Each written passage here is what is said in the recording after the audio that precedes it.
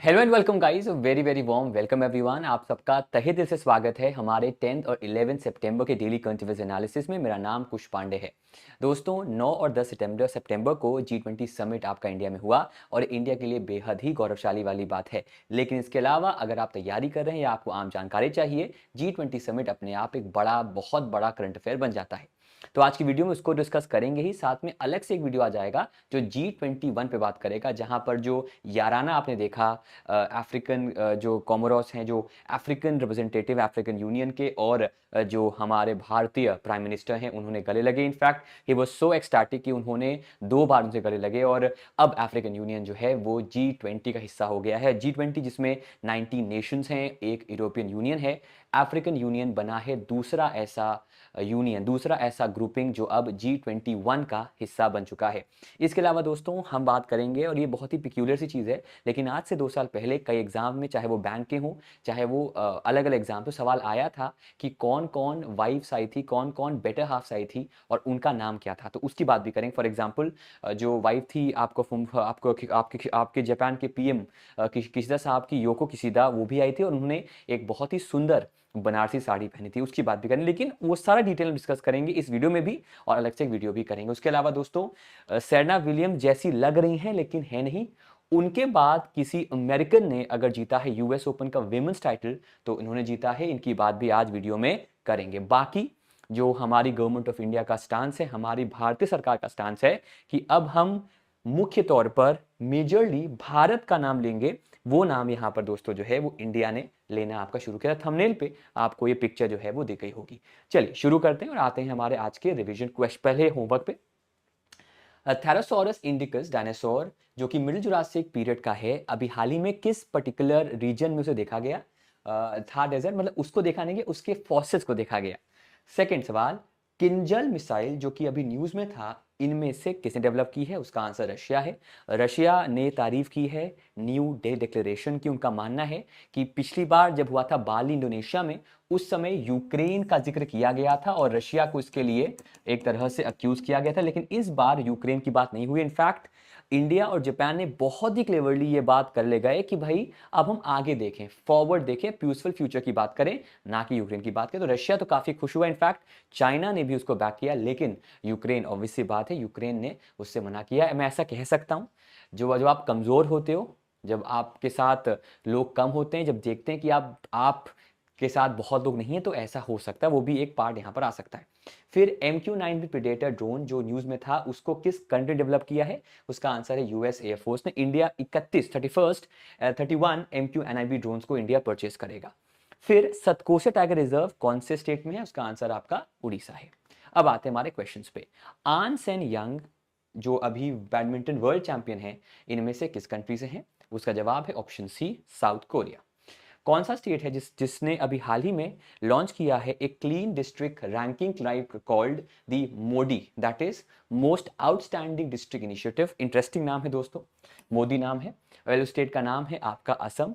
Sarbananda, sorry, जो वहाँ के चीफ मिनिस्टर हैं, उन्होंने इसकी शुरुआत की है। वहाँ पर सर्बानंद सोनोवाल भी गए थे, जो फॉर्मर सीएम है, जो इस समय हमारे minister of ports, shipping, waterways और आयुष है, वो भी गए थे। और साथ ही साथ यहाँ पर वहाँ के सीएम ने भी इसकी शुरुआत की। तो असम, उसका जो हिमांता बिस्वा शर्मा ने साथ में मिलकर इसकी शुरुआत की है। वर्ल्ड का जो पहला 100% इथेनॉल फ्यूल्ड सेल है, वो किस कंपनी डेवलप किया है? इनफैक्ट इंडिया में इसको लॉन्च किया और भारत के रोड मिनिस्टर श्री नितिन गडकरी जी ने इसको इनॉग्रेट किया। इसका नाम है टोयोटा। आपको बताना है पूरा नाम क्या है। Is it high cross, is it Mobilio, क्या नाम है उसका? कौन सा स्टेट है जिसने रेस किए हैं OBC quota to 27% in the local bodies? Answer इसका गुजरात रहेगा। अभी हाल ही में एक कमेटी की रिपोर्ट के बाद ऐसा किया गया, लेकिन टोटल जो कोटा है रिजर्वेशन का, वो 50% ही रहेगा। और ये जो कोटा है आपके, जो पंचायत, जो ऐसे एरियाज हैं अंडर द पैसा एक्ट, जो कि जहां पर शेड्यूल ट्राइब्स रहते हैं, वहां पर ये कोटा नहीं रहेगा। वहां पर 10% ही रहेगा ओबीसी कोटा, लेकिन उन डिस्ट्रिक्ट्स को छोड़कर बाकी सब डिस्ट्रिक्ट्स में ये आपका 27% पे रहेगा। What is the new brand identity of Tata for its electrical vehicle business? Tata Motors ने अपना इलेक्ट्रिक व्हीकल्स का बिजनेस स्टार्ट किया है, उसकी नई पहचान क्या है? उसका नाम है टाटा डॉट ईवी। अब आते हैं दोस्तों हमारी आज की नेशनल करंट अफेयर्स पे, राष्ट्रीय खबरों पे। सबसे पहले दोस्तों आते हैं यूएस प्रेसिडेंट जो बाइडेन जो हैं, उन्होंने मुलाकात की है पीएम मोदी से। ये तो मैंने बात कल आपसे बताई थी। इसी मुलाकात के दौरान उसके एक दिन बाद भारत और यूएस ने, इनफैक्ट भारत के साथ जो बाकी बड़े देश हैं G21 के, उन्होंने मिलकर जो न्यू दिल्ली डिक्लेरेशन है उसको अनाउंस किया था। इवन डे 1 को ही वो आपका दोस्तों जो है वो अनाउंस किया था। तो जो ओपनिंग डे है उस दिन उसको अनाउंस किया गया और बेसिकली ये जो डिक्लेरेशन था उसमें खास तौर पे यूक्रेन की पैराग्राफ जो हैं उन पर मेंशन नहीं किया गया। इनफैक्ट जापान का और बाकी, जापान क्यों, बिकॉज जापान G7 और यूरोपियन यूनियन जो देश हैं उनका प्रेसिडेंट है इस समय। उसने और बाकी देशों ने मिलकर ये कंसेंसस बनाया कि हमें यूक्रेन से आगे बढ़ना चाहिए। इनफैक्ट अब हमें रशिया को, बाकी देशों को पीसफुल फ्यूचर की बात करनी चाहिए। और यहां पर चाइना वैसे भी कहा था कि G20 को जियोपॉलिटिकल ना करके आपस के संबंध है उसको बेहतर करना चाहिए। तो उस बात को भी एक हद तक यहां पर एक्सेप्ट किया गया है। अब ये जो डिक्लेरेशन है इसको प्रपोज तो किया था इंडिया के अलावा इंडोनेशिया, ब्राजील और साउथ अफ्रीका ने। ठीक है, इन्होंने किया था। जहां पर अगर मैं आपसे कहूं तो इंडोनेशिया ट्रॉइका का मेंबर है, जहां पर पिछले साल इंडोनेशिया में हुआ था 2022 में, 2022 में, इंडिया में 2023 में हुआ है और ब्राजील में आपका अगले साल 23 में कराया जाएगा। बाकी जो एक और देश है वो आपका साउथ अफ्रीका है। ठीक है, तो इन लोगों ने इस प्रपोजल को यहां पर दिया था। अच्छा, इसके अलावा इस पर्टिकुलर डॉक्यूमेंट में एक शिफ्ट आया है in the position taken by US, European union, G7 countries Russia को लेकर, इनफैक्ट यूक्रेन क्राइसिस को लेकर उनका जो ध्यान है, उनका जो एक एटीट्यूड है वो डिफर किया है, जिसको लेकर यूक्रेन के जो राष्ट्रपति ज़ेलेंस्की उन्होंने आपत्ति जताई। उन्होंने कहा है कि अच्छा सिला दिया तूने मेरे प्यार का, ऐसा नहीं का मजाक कर रहा हूं, लेकिन हाँ उन्होंने शौक जताया इस पर्टिकुलर अपडेट पे। तो ये कुछ बड़े अपडेट्स यहाँ पर आए हैं। मैं इस पे एक डिटेल वीडियो आज लाऊंगा शाम से पहले, वो वीडियो जरूर देखिएगा। उसमें एमसीक्यूज को भी हम कराएंगे ताकि आपको पूरा सेशन अच्छा लगे। अब आते हैं दोस्तों एक और बड़ी खबर पे। भारत, हम सब जानते हैं, इंडिया एक ऑयल इंपोर्ट कंट्री है। इंडिया में ऑयल की तादाद कम है। इनफैक्ट इंडिया को मिडिल ईस्ट कंट्रीज से, कुछ वेस्टर्न कंट्रीज से, रशिया से ऑयल इंपोर्ट करना पड़ता है।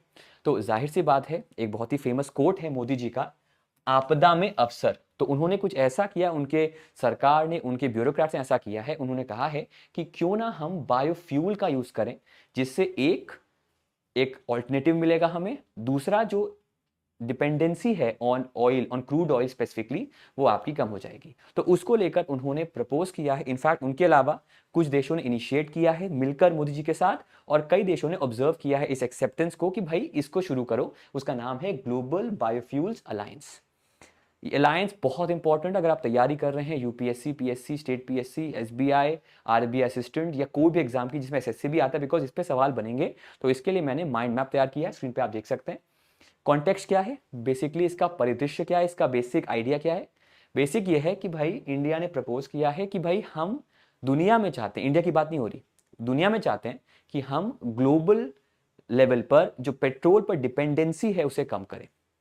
अगर आपको याद होगा तो जो भारत का थीम भी है वासुदेव कुटुंबकम। एक सवाल मेरा आपसे है, सबसे पहले बहुत बेसिक सवाल है कि वासुदेव कुटुंबकम किस पुराण से या किस भारत के एंशिएंट ग्रंथ से लिया गया है, इसका जवाब दीजिएगा पहला।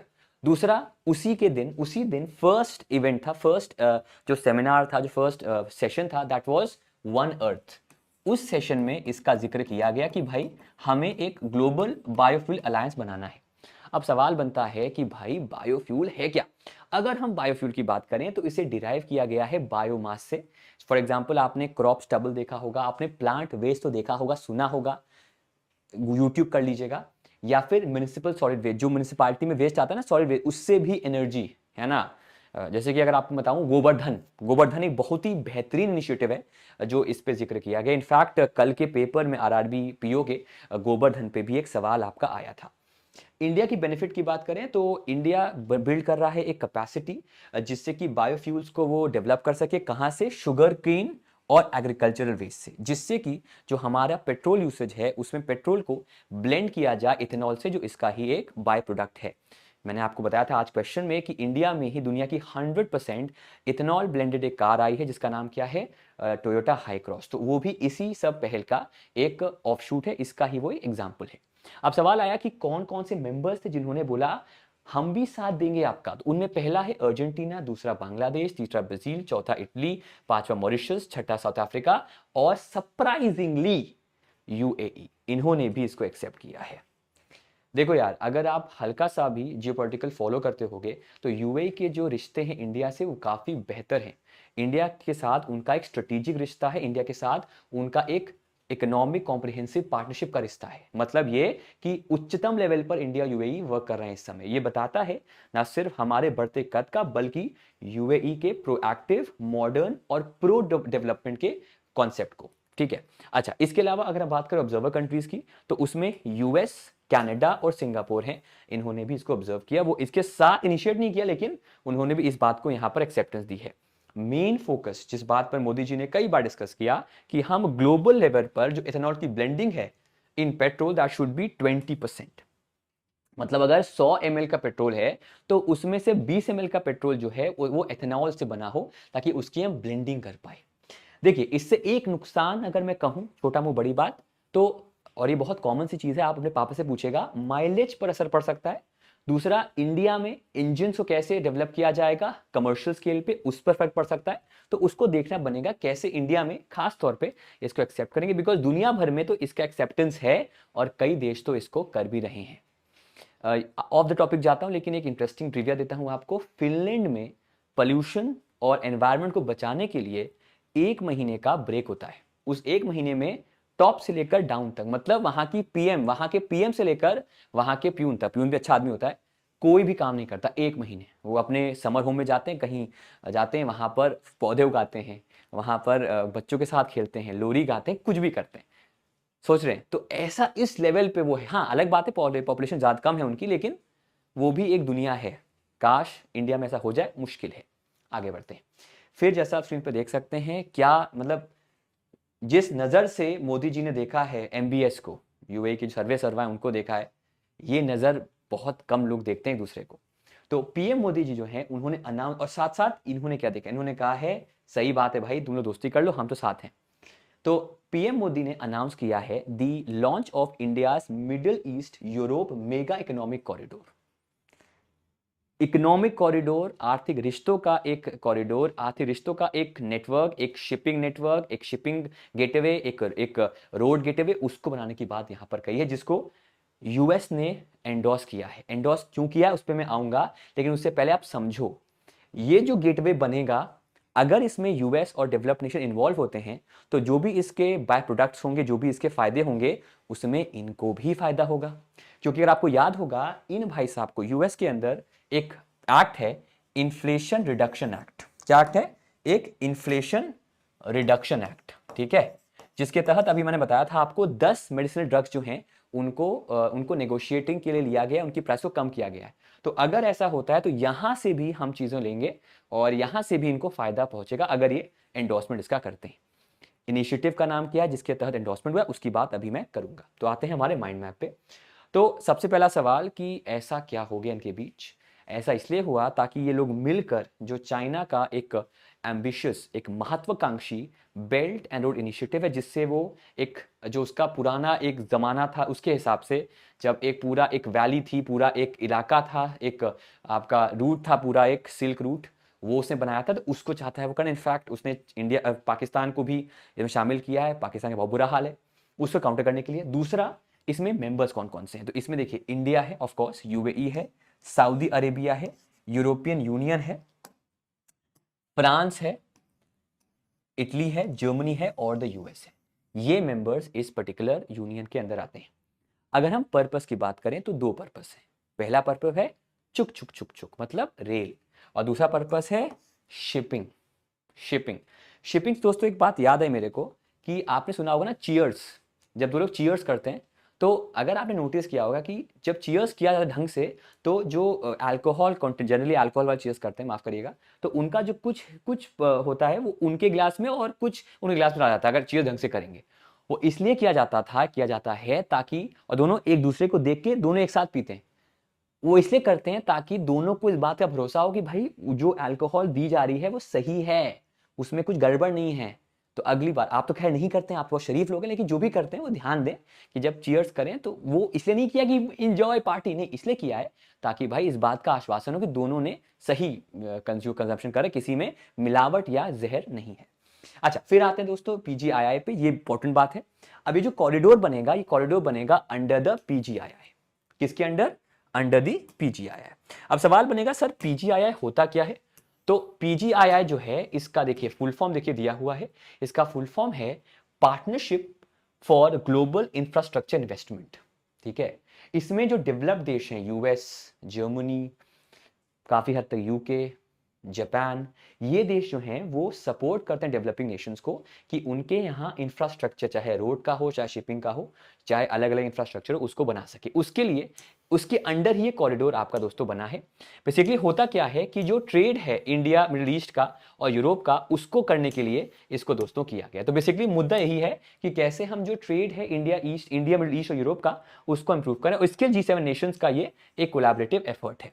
अच्छा, अब इसके अंदर क्या क्या बनेगा? इसके अंदर एक रेल लिंक बनेगा, इसके अलावा एक इलेक्ट्रिसिटी केबल बनेगा, उसके जरिए एक हाइड्रोजन पाइपलाइन बनेगी, एक हाई स्पीड डेटा केबल बनेगा, जिसमें जो स्पीड होगी, जिस वजह से ट्रेड होगा इंडिया और यूरोप के बीच, उसमें 40% का आपका जो है वो ग्रोथ आ जाएगा। तो ये इतना कुछ होगा इस कॉरिडोर की वजह से। तो न्यूज में क्यों है, मेंबर्स कौन कौन से हैं, पर्पस क्या है, पीजीआईआई क्या है जो जिसके अंडर ही आता है, रूट क्या बनेगा और प्रोजेक्ट्स में क्या क्या होंगे, सबकी जानकारी मैंने आपको यहां पर प्रोवाइड कर दी है। आगे बढ़ते हैं। दोस्तों इंडिया ने एक और चीज प्रपोज की। इंडिया ने कहा है कि हम चाहते हैं भाइयों बहनों कि एक सैटेलाइट बने फॉर क्लाइमेट ऑब्जर्वेशन। ये क्लाइमेट चेंज का एक टॉपिक था, एक क्लाइमेट चेंज का एक सेमिनार में इवेंट था जिसमें इसका जिक्र किया गया। इनफैक्ट कई और जिक्र किया गया कि कैसे हम फॉसिल फ्यूल्स को कम करें, कैसे हम ग्रीन क्रेडिट का इस्तेमाल करें, कार्बन क्रेडिट का, उसकी बात की गई। उसी में एक सैटेलाइट की बात की गई, एक ऑब्जर्वेशन सैटेलाइट की बात की गई जो कि क्लाइमेट चेंज को ऑब्जर्व करेगा, और G20 के मेंबर्स को उन्होंने इसको प्रपोज किया है। प्रपोज क्या किया है, स्क्रीन पे आप देख सकते हैं। न्यूज में क्यों है, क्योंकि G20 का सैटेलाइट मिशन को लॉन्च करना चाहते हैं for environment and climate observation. इसका मेन एम है जो ग्लोबल साउथ कंट्रीज है, जिसे आप एक तरह से कह सकते हो द थर्ड वर्ल्ड, है ना, उन कंट्रीज को दोस्तों इसमें इन्वॉल्व किया जाए। और ये कहां पर लॉन्च किया गया, G20 का जो समिट हो रहा है भारत मंडपम में, जो कि नेशनल कन्वेंशन सेंटर जो लोकेशन था मेन वेन्यू का, वहां पर इसका जिक्र किया गया। इससे होगा क्या, देखिए इससे एक काम क्या होगा, जो क्लाइमेट और वेदर का डेटा है उसको ऑब्टेन किया जाएगा, और उस डेटा से हम बाकी कंट्रीज को डेटा शेयर करेंगे। देखिए भाई ये बदलाव हो रहा है, ये होने वाला है, इसमें आप क्या कर सकते हो, हम क्या कर सकते हैं, और कैसे इसको हम इस क्लाइमेट एक्शन, क्लाइमेट चेंज को हम खराब होने से रोकें। ठीक है, उसके लिए इसका इस्तेमाल दोस्तों किया गया है। अच्छा, अब यहां पर एक मेंशन भी किया, मोदी जी ने कहा है कि भाई हम 2070 तक तो नेट जीरो कार्बन एमिशंस कर देंगे, लेकिन इसके लिए हमें बहुत पैसा चाहिए। इनफैक्ट उन्होंने मेंशन किया कि डेवलपिंग कंट्रीज को रिक्वायर होगा $5.9 trillion in investment between now and 2030, और इसके अलावा एडिशनल $4 ट्रिलियन चाहिए होंगे पर year for clean energy technologies by 2030। तब जाकर दुनिया भर में डेवलपिंग नेशन जो हैं वो नेट जीरो एमिशंस को अचीव कर पाएंगे बाय 2050। इंडिया जहां पर दुनिया के सबसे ज़्यादा पोल्यूटेड शहर हैं, वहां पर इस इनिशिएटिव को सीरियस लेना बहुत ज़रूरी है, न सिर्फ एक ब्यूरोक्रेट लेवल पर, गवर्नमेंट लेवल पर, बल्कि एक एनजीओ, एक सिविल सोसाइटी और एक इंडिविजुअल लेवल पे भी। तो इसको लेकर हमें जब हम वोट दें तो इस बात का जिक्र जरूर करें कि हम क्लाइमेट चेंज की बात करें। आप कहीं भी वोट दे रहे हो, इस बात का जिक्र जरूर रखिएगा कि आपको वोट देना है जो क्लाइमेट चेंज की बात भी करता हो, जो क्लाइमेट एक्शन को लेकर सीरियस हो, उसके पास प्लान हो और एग्जीक्यूट किया हो या करने वाला हो या कर सकता हो। ठीक है, इंपॉर्टेंट बात है, आपके और आपके आने वाले जो पूछते हैं ना, हाँ ठीक है कई लोग शादी नहीं करेंगे, आपके लिए भी इंपॉर्टेंट है, बिकॉज आने वाला है, हो सकता है आपके जवानी के बाद बुढ़ापे आते आते आपको दिख जाए दिक्कत, तो ऐसे वोट करिएगा। आज मैं थोड़ा अलग जा रहा हूं, लेकिन इंपॉर्टेंट है मैसेज बताना, बिकॉज इसका सारा पर्सपेक्टिव क्या है वो जानना जरूरी है। अब आते हैं राष्ट्रीय खबरों पे दोस्तों। पहले मोरक्को में एक बहुत ही पॉपुलर जगह है जहां पर कई अंतर्राष्ट्रीय इंटरनेशनल समिट्स होते रहते हैं, उसका नाम है मराकीच। वहां पर एक अर्थक्वेक आया है, भूकंप आया है, जिससे 1000 लोग से ज्यादा ऑफिशियल फिगर्स हैं डेथ हो चुकी है, करीब 1200 से ज्यादा इंजर्ड हैं, उनमें से करीब 700 ऑड जो हैं वो क्रिटिकल इंजर्ड हैं, उसकी बात करेंगे। जैसे मैंने पहले बताया, जापान जो G7 चेयर है, G7 का इस समय प्रेसिडेंट है, G7 और EU कंबाइंड चेयर का, उसने ब्रिज गैप किए हैं between the west and the other nations on Ukraine. दूसरा कुछ इंपॉर्टेंट टर्म्स है G20 के, जो टर्म्स आए हैं पेपर में, और G20 की जो फर्स्ट स्पाउसेस हैं, जो फर्स्ट लेडीज हैं G20 कंट्रीज की, वो कहाँ गई थी, उन्होंने क्या एक्सपीरियंस किया। फिर अफ्रीकन यूनियन, जैसे मैंने पहले बताया, आपने थंबनेल पे देखा, उसको इंडक्ट किया गया है इन G20। Now we have G21। जो फ्रेंच प्रेसिडेंट हैं वो पहुंचेंगे आज, मतलब आज पहुंच जाएंगे वो। इनफैक्ट कल वो पहुंच गए बांग्लादेश, और 33 ईयर्स में वो जाने वाले, वो फ्रांस के पहले राष्ट्राध्यक्ष हैं। यूएस पर जो बाइडेन ने मुलाकात के बाद उन्होंने वियतनाम, जो कि उसका एक बहुत, वियतनाम के लिए यूएस सबसे बड़ा स्ट्रेटेजिक पार्टनर है, ठीक है, तो वियतनाम के साथ जो है उन्होंने एक स्ट्रेटेजिक समझौता जो है वो किया है। तो उसको लेकर, सेमीकंडक्टर्स को लेकर समझौता जो है वो किया, उस वजह से वो न्यूज में सबसे पहले आते हैं। अच्छा, इन सब पे आते हैं, पर उससे पहले नॉर्थ कोरिया पे आते हैं। नॉर्थ कोरिया ने एक न्यूक्लियर सबमरीन बनाई है, जी जी, और ये होती है, मतलब इससे बड़ी भक्ति किसी की नहीं हो सकती। उसका नाम है हीरो किम कुन ओके। सबमरीन जो कि लॉन्च की है नॉर्थ कोरिया ने, उसका नाम रखा है हीरो किम कुन ओके। बेसिकली इसे ऐसे कंस्ट्रक्ट किया गया है कि अंडर वाटर से भी, मतलब अब कितना सच है मुझे पता नहीं, लेकिन अंडर वाटर से भी इसको हम लॉन्च कर सकते हैं। और पिछले कुछ सालों में, कुछ महीनों, कुछ सालों में इनफैक्ट, नॉर्थ कोरिया कोशिश भी कर रहा है कि वो अपने सबमरीन्स को, सरफेस वेसल्स को रीमॉडल करे। तो उसको लेकर इस सबमरीन को लॉन्च किया गया है, इस न्यूक्लियर सबमरीन को लॉन्च किया गया है। इनफैक्ट इससे 2 दिन पहले जो रशिया के प्रेसिडेंट हैं, उन्होंने मुलाकात की थी नॉर्थ कोरिया के जो लीडर हैं, और उन्होंने उनसे आर्टिलरी और मिलिट्री इक्विपमेंट्स मांगे हैं, मिलिट्री आर्सेनल मांगा है यूक्रेन के वॉर के लिए। फिर आते हैं दोस्तों, इसमें मैंने पहले बताया 1000 से अधिक लोग की डेथ हुई है मोरक्को में। मोरक्को में एक, वहाँ का एक बेहतरीन शहर है, हिस्टोरिक सिटी, जैसे कि इंडिया में काशी है, इंडिया में खजुराहो है, इंडिया में उदयपुर है, इंडिया में अलग अलग बड़े बड़े ऐतिहासिक शहर हैं, वैसे एक ऐतिहासिक शहर है मराकीच।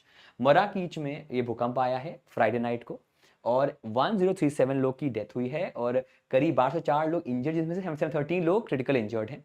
अच्छा, इस भूकंप से वहाँ का एक बहुत ही मशहूर मॉस्क है, कुतुबिया मॉस्क, वो भी आपका डैमेज हुआ है। 12 सेंचुरी में वो बना था आपका। और जैसे मैं पहले कहा, 1000 लोग से ज़्यादा डेथ हुई है, और पिछले 120 सालों का सबसे बड़ा ये भूकंप आपका मोरक्को में देखा गया है। अगर हम मोरक्को की बात करें तो स्क्रीन पे देख सकते हैं, एक साइड इसके अटलांटिक ओशन है, इसके एक साइड जिब्राल्टर है, यूके का जो कंट्रोल मेडिटेरेनियन सी है, एक साइड पोर्चुगल है। अगर हम बात करें इसकी एक साइड, तो एक साइड आपका मोरिटानिया है, कैपिटल है आपका नुवाकचोट, और करेंसी है आपकी उगोया एमआरयू। अल्जीरिया की बात करें तो अल्जीयर्स कैपिटल है, और अल्जीरियन दिनार जो है वो यहाँ की आपकी करेंसी बनाई गई है, ठीक है जी, उसको भी यहाँ पर देख सकते हैं। अब आते हैं अगली खबर पे। बाकी मोरक्को की बात पता होगी आपको, मोरक्को पता है आपको, मोरक्को करेंसी क्या है, करेंसी आपको मोरक्को की है रबात, ठीक है, बिल्कुल सही। अब आते हैं नेक्स्ट पे। जापान ने G7 जो चेयर है उसने बड़ा रोल प्ले किया है G20 में, उस डिक्लेरेशन में।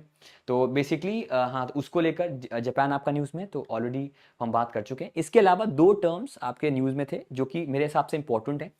पहला टर्म है आपका एमिस। एमिस का फुल फॉर्म है एग्रीकल्चरल मार्केट इंफॉर्मेशन सिस्टम, ये एमिस है। दूसरा है group on earth observation global agriculture monitoring.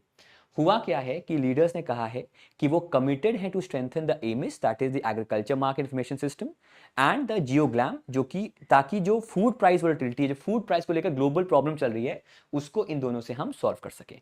वहां पर आपको सिर्फ एमिस का और इस जियोग्राम का नाम याद रखना है। क्लियर है? आगे बढ़ते हैं। G20 की जो फर्स्ट स्पाउसेस हैं वो पहुंची सितंबर 9 को एक इंस्टीट्यूट में, दिल्ली का इंस्टीट्यूट है आपका ये, और इसका नाम दोस्तों जो है दैट इज पूसा। 1200 एकड़ में आपका फैला हुआ है। इसका पूरा नाम है आपका Pusa Indian agriculture research institute, जो कि दिल्ली में आपका पाया जाता है। बेसिकली इंस्टीट्यूट आपका क्लेम टू फेम तब आया जब इस इंस्टीट्यूट को कहा गया द इंस्टीट्यूट जहां से ग्रीन रेवोल्यूशन, आपका इंडिया का जो हरित क्रांति है, उसको शुरू किया गया।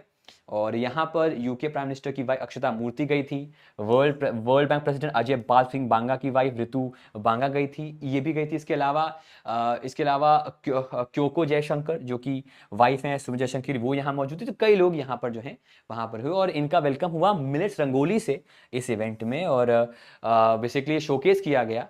और इसीलिए ये खास आपका अपने आप दोस्तों जो है बन सकते, जो किसी भी यहाँ पर गई, ये सब महिलाएं जो हैं, करीब 15 स्पाउसेस जो हैं वो इस पर्टिकुलर इंस्टीट्यूट में वो पहुंची थी। नेक्स्ट आते हैं। अ, ये बहुत बड़ी बात है दोस्तों, बिकॉज़ इंडिया ने प्रपोज़ किया था कि अफ्रीकन यूनियन को हिस्सा बनाया जाए, बिकॉज़ अफ्रीका के साथ वैसे भी एथिकल ग्राउंड्स पे, वैसे भी जियोपॉलिटिकल ग्राउंड्स पे गलत हुआ है। अफ्रीकन यूनियन को अगर हम G20 का हिस्सा हम बनाएंगे तो G20 जो कि एक ग्रुप है डेवलपिंग और डेवलप्ड के बीच का, उसमें अफ्रीका जो कि अंडर डेवलप्ड है लार्जली, उनको हम डेवलप कर पाएंगे। उसको लेकर ये एक अनाउंसमेंट किया गया और अब अफ्रीकन यूनियन जो है G20 का नया मेंबर है, अब G21 हो चुका है। प्राइम मिनिस्टर मोदी जी ने जो हेड हैं अफ्रीकन यूनियन के, अजाली आसुमानी, उनको बुलाया और आपने अगर वीडियो देखा था मेरे चैनल पे ही, जहाँ पर उनको बिठाया गया कि आप बैठिए और आप अब हमारे मेंबर परमानेंट मेंबर में बुलाया गया, और इंडिया ने ही अंडर दी थीम सबका साथ सबका विकास, उसके अंडर उनको ये मेंबरशिप जो है वो प्रोवाइड की थी। एक सवाल आपके पेपर में आ सकता है कि सर क्यों इंपॉर्टेंट है अफ्रीकन यूनियन का मेंबर बनना? बिकॉज अफ्रीकन यूनियन या अफ्रीका एज सच किसी बड़े संगठन का, बारी UN and other small other number of organisations, किसी बड़े इवेंट का, बड़े ऑर्गेनाइजेशन का हिस्सा नहीं है। इनफैक्ट जब हम बात करते हैं जियोपॉलिटिक्स की, तो वहां पर अफ्रीका का से नहीं होता है, यहाँ पर उनका से होगा। अगर आपको मैं इसको लिंक करूं तो ऑस्ट्रेलिया में जो ओरिजिनल्स हैं उनको लेकर 14 अक्टूबर को एक रेफरेंडम हो रहा है, पता है आपको, है ना? क्यों हो रहा है? इसलिए हो रहा है ताकि उनकी आवाज भी हम तक आए, ताकि उनका जो एक मत है, उनका जो मानना है, उसको भी हम समझें, इंक्लूजन करें, उसको लेकर ये किया गया है। ठीक है, ये रीजन है उसका, जो कि यहाँ पर इनफैक्ट अभी अफ्रीकन यूनियन का समिट चल रहा है, कहां पर? कीनिया में। तो वहां पर यूएई ने काफी इन्वेस्ट किया है।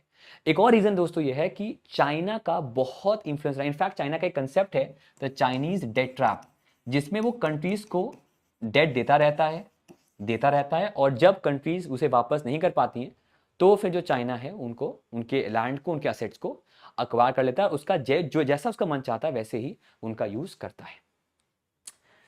इसरो का जो आदित्य एल 11 मिशन है वो अपने जर्नी पे लगातार बदस्तूर विदाउट एनी हिंड्रेंस जारी है, और उसने अपना जो थर्ड मनूवर है, जिससे जो उसका ऑर्बिट है वो अब और इलोंगेट हो गया है, जिससे वो अर्थ से और दूर हो गया है, वो उसने कर लिया है। और जैसा मैंने पहले बताया था आपको, जो इस्ट्राक बेंगलुरु है सेंटर, उसने इसको परफॉर्म किया और उसने इसकी जानकारी दी है। और अगला जो मनूवर है, जो फोर्थ एंड सेकेंड लास्ट होगा, वो 15 सितंबर को होगा, अराउंड 2 आवर्स उसमें होगा आपका, दैट इज आपका भोर में 2 बजे। और अब जो नया ऑर्बिट आपका है दैट इज 296 किलोमीटर क्रॉस 71767। मैं आपको क्या बता चुका हूं कि ये मनूवर्स आपके होने वाले जो यहाँ पर हो रहे हैं, इसको जाकर L1 पॉइंट पर जाना है, उसके ऑर्बिट में, उसके हेलिस्फीयर में जाना है, और फिर L1 पे जाना है, और उसके बाद करीब 4 महीने लगेंगे।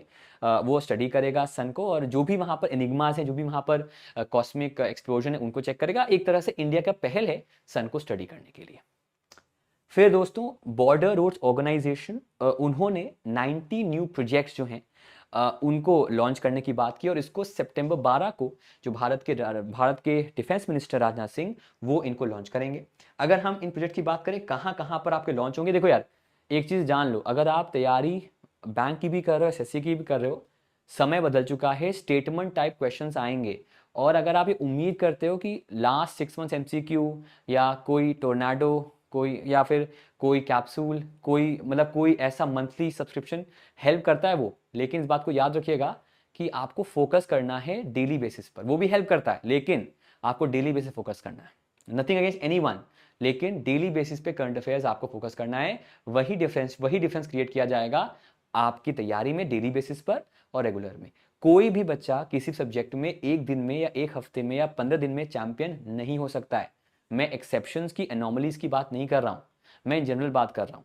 इसीलिए सेशन को देखिए और डिटेल में देखिए, एमसीक्यू सेशंस को देखना बंद कर दो मेरे भाई, और डेली बेसिस पे करंट अफेयर्स देखो। तो दोस्तों अगर हम बात करें यहाँ पर, तो स्क्रीन पे आप देख सकते हैं, ये आपके सामने दिया हुआ है, जिसमें राजस्थान में 1 है प्रोजेक्ट, लद्दाख में 25, जम्मू कश्मीर में 11, 3 हिमाचल में, 3 उत्तराखंड में, अरुणाचल 36, 1 नागालैंड में, 5 मिजोरम में, 2 सिक्किम में, 2 वेस्ट बंगाल में, 1 अंडमान निकोबार में। सवाल क्या है? सवाल ये बनेगा आपसे कि भाई which state has the BR launch the maximum projects? तो मैक्सिमम जो है आपके कहाँ पर है? अरुणाचल में। क्यों है? बिकॉज अरुणाचल को लेकर चाइना है, उसका कहना है कि हमारा इलाका है, और इंडिया वहां पर लगातार रोड्स और इंफ्रास्ट्रक्चर को बिल्ड कर रहा है, इसलिए अरुणाचल में है। इसके अलावा अगर आप देखेंगे तो लद्दाख में भी है, ऑफ कोर्स वहां पर भी एक कंटेंशन है, चाइना को लगता है हमारा इलाका है काफी हद तक, उसमें किया है। बाकी हिमाचल में किया है। हिमाचल अभी वहाँ के जो चीफ मिनिस्टर उन्होंने रिक्वेस्ट किया है सरकार को कि आप कलामिटी अनाउंस कर दें, हमारा स्टेट बहुत ही बड़े संकट में है, उन्होंने इस बात का ऐलान भी किया है। और बाकी और स्टेट नीचे चलेंगे तो फिर अंडमान निकोबार में, वहाँ पर भी इंडिया अपने को प्रेजेंस जो है उसको फील, लेकिन लार्जली जो है अरुणाचल और लद्दाख में उसका प्रेजेंस वो ज़्यादा यहाँ पर करेगा। फिर दोस्तों इंडियन एयरफोर्स जो है वो आपका एंडोर्स किया है उसने इंडिजिनियस बेसिक ट्रेनर एयरक्राफ्ट को। इस एयरक्राफ्ट का नाम है आपका द HTT-40, जिसका फुल फॉर्म आपका है the Hindustan turbo trainer aircraft. Basically ये ट्रेनर को फ्लो किया था इंडियन एयरफोर्स के deputy chief of air staff air marshal Ashutosh Dikshit ने। बेसिकली इसको इंडिया में बनाया गया, डेवलप किया गया है by the aircraft research and design bureau of HAL, और ये जो ट्रेनिंग रिक्वायरमेंट्स इंडियन एयरफोर्स की उसको पूरा करता है। इसका जो प्राइस है पर एयरक्राफ्ट का that is 50 crore rupees.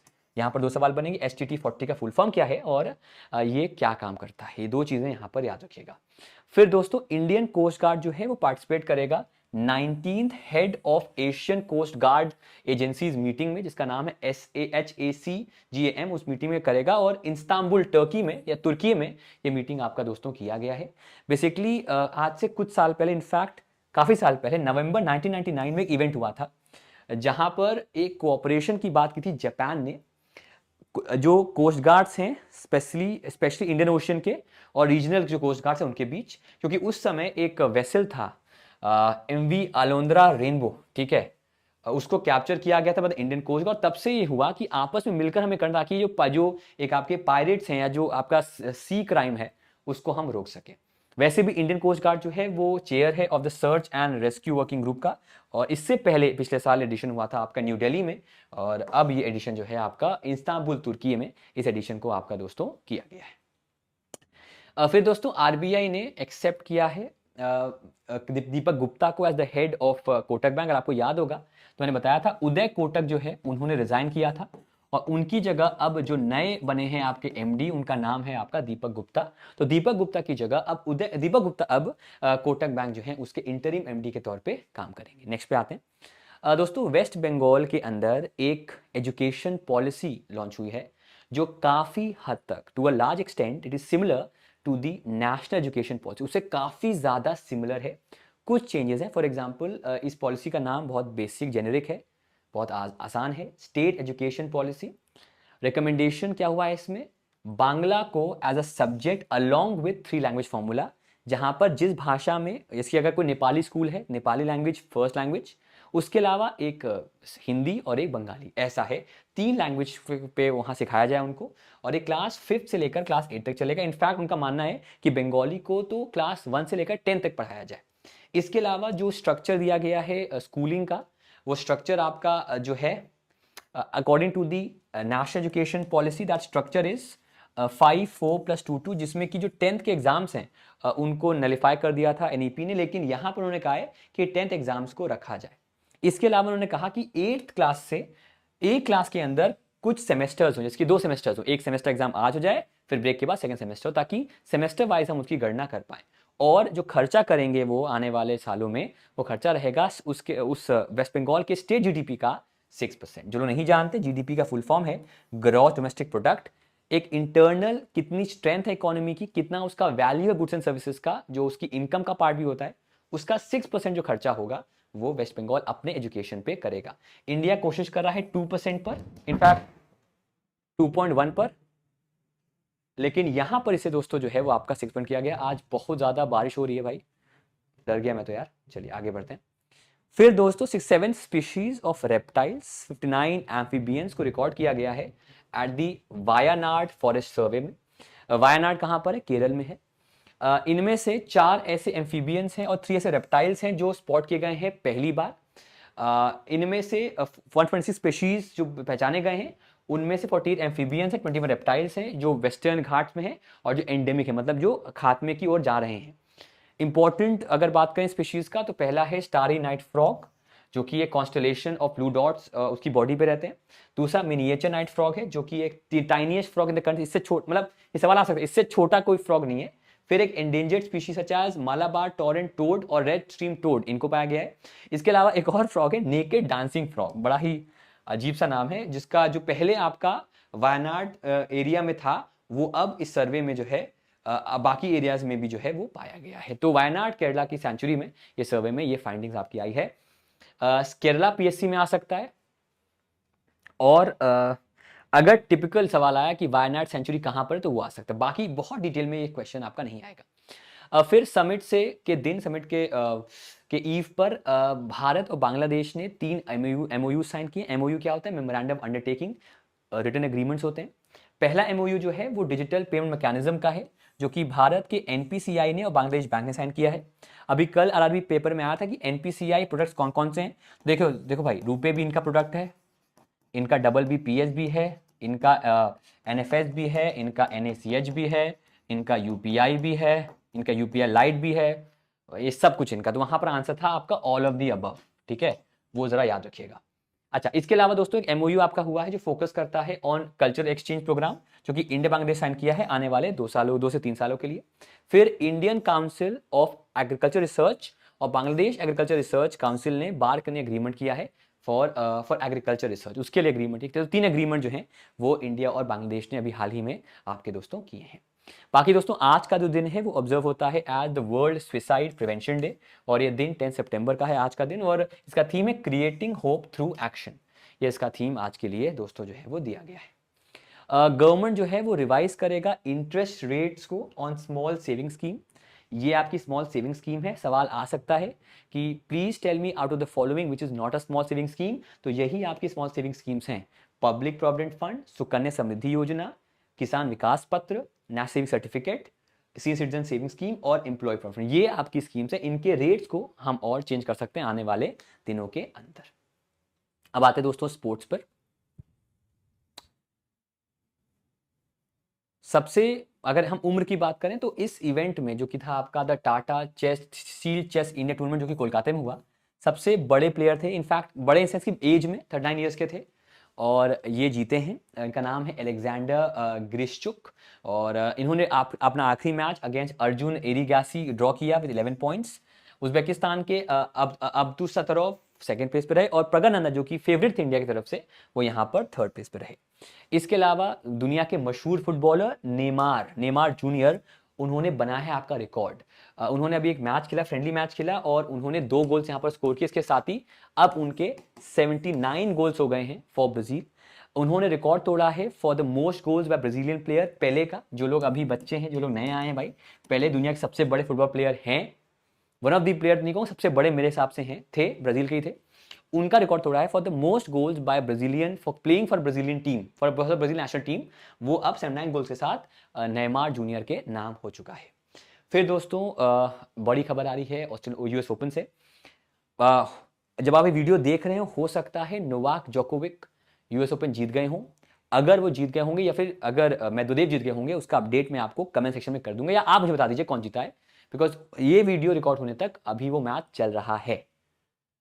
Coco Gauff जो हैं, उन्होंने यूएस ओपन जो है पहली बार जीता है, और उन्होंने हराया है एरिना साबालेंका को। गॉफ यूएस फ्लोरिडा से बिलोंग करती हैं, और वो पहली अमेरिकन टीनेजर हैं आफ्टर सेरेना विलियम्स, जो कि टीन्स में थी 1999 में, जिन्होंने एक टेनिस टूर्नामेंट जीता था, और अब उनके बाद अपने टीन्स में ऐसा कारनामा करने वाली ये पहली अमेरिकन टीनेजर बन गई हैं। इनका नाम है कोको गॉफ। फिर दोस्तों रुद्रवीणा एक भारत का एक बहुत ही प्यारा सा इंस्ट्रूमेंट है।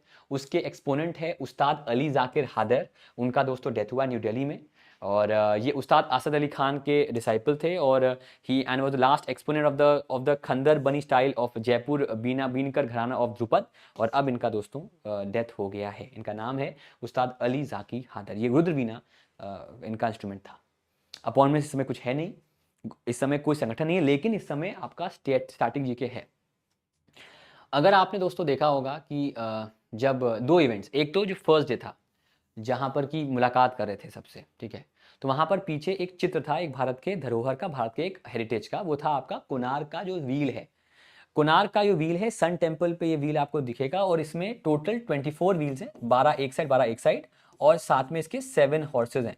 तो ऐसा लोग कहा जाता है कि 24 व्हील जो होते हैं वो 24 डेज को, 24 आवर्स को बताते हैं, और 7 हॉर्सेज मतलब 7 जो डेज होते हैं उनको बताते हैं, ऐसा कहा जाता है। कई लोग ये भी कहते हैं कि इसका नाम जो पूरा है, इसका नाम ब्लैक पगोडा है इस पूरे एरिया का, बिकॉज ऐसा कहा जाता है कि ये अट्रैक्ट करता था सेलर्स को, और उनकी शिप जो है वो रैक हो जाती थी, डूब जाती थी। तो उसको लेकर भी काफ़ी इनफेमस और पॉपुलर भी रहा है। तो ये जो कोणार्क व्हील है उसको पीछे दिखाया गया। इनफैक्ट आप देख सकते हैं जो बाइडन जो है वो उनको बता रहे मोदी जी ये क्या है, पूरा उन्होंने डिटेल समझाया था, वो भी पढ़ के आए थे।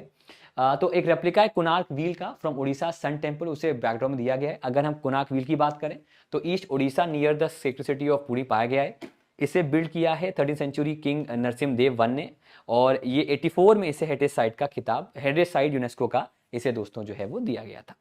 दूसरा आपके सामने जो यहाँ पर फिर आप देख सकते हैं, फिर जो बाइडेन जी को बता रहे हैं मोदी जी कि भाई देखो ये भी एक चीज़ था, हम ज्ञान के प्रतीक हैं, थे और हमेशा से रहेंगे। नालंदा यूनिवर्सिटी की बात की थी, और पिछले कुछ सालों में इसको हमने रेनोवेट किया है, इसको हमने रिस्ट्रक्चर किया है, तो बहुत गर्व की बात है वो। तो वो था बैकड्रॉप जो G20 का गाला डिनर था, वहाँ पर वो बैकड्रॉप था। इनफैक्ट ऐसा कहा गया कि वहाँ पर सात्विक खाना, सनातनी खाना भी दिया गया है, मिलेट्स रिच फूड वहाँ पर दोस्तों जो है वो दिया गया है, तो उसको भी यहाँ पर वो दिखा रहे हैं। तो इसको बिल्ड किया है Kumar Gupta of the Gupta dynasty ने, जो 5th सेंचुरी बनाई थी। इसको डिस्ट्रॉय किया था मोहम्मद बख्तियार खिलजी ने। उसने लाइब्रेरी सबसे ज़्यादा उसने खराब काम किया, गंदा काम, जो कि मतलब अशोभनीय, and it is preposterous, that is कि जो लाइब्रेरी थी उसको जला दिया। मतलब एजुकेशन को खत्म करना चाहता था इंडिया से, और कई टेक्स्ट खत्म हो गए उससे। 2009 में इसको हेरिटेज साइट बनाया गया, और ये राजगीर नालंदा डिस्ट्रिक्ट ऑफ बिहार में ये सिचुएटेड है। अब आते हैं दोस्तों हमारे होमवर्क पे। कौन सा रेसिंग ड्राइवर है जिसने क्लिंच किया है Dutch grand prix for the 13 in row? कौन सा स्टेट यूटी ने लॉन्च किया है clean district ranking drive called Modi? Pragyan rover of the Chandrayaan 3 mission confirm है presence of which element on the moon surface? कौन सा स्टेट रेज किया ओबीसी कोटा 7.7% लोकल बॉडीज में? और गो शिपलिंग लिमिटेड ने एक एमओयू साइन की कैपेसिटी बिल्डिंग के लिए किस कंट्री के साथ in collaboration for ship design? तो इनके जवाब दीजिएगा। बाकी अगर आपको ये पीडीएफ चाहिए या आपको लेटेस्ट करंट अफेयर्स अपडेट्स चाहिए तो इस ग्रुप को ज्वाइन कर सकते हैं। सो स्कैन करिएगा, गूगल लेंस से स्कैन कर सकते हैं या फिर आप कैमरा से स्कैन कर सकते हैं। बाकी आप टेलीग्राम पे भी आ सकते हैं, टेलीग्राम ग्रुप ये है। और अगर मुझे सोशल मीडिया फॉलो करना है तो इस इंटरनल ऑप्टिमिस्ट 11 इस पे जाके मेरे को आप फॉलो भी कर सकते हैं। Thank you so much everyone for coming. मुलाकात करेंगे आपसे आज फिर। हमारे आज बहुत सारे वीडियोस आने वाले हैं। फॉर एग्जांपल G21 आएगा, साथ ही में कुछ बैंकिंग जीके के वीडियोस भी आज आपको इस चैनल मिलेंगे। तो do not forget to subscribe the channel, like the video and share करिए अपने फ्रेंड्स के साथ जो तैयारी कर रहे हैं हर एग्जाम की। Thank you so much and bye bye guys, take care and peace out.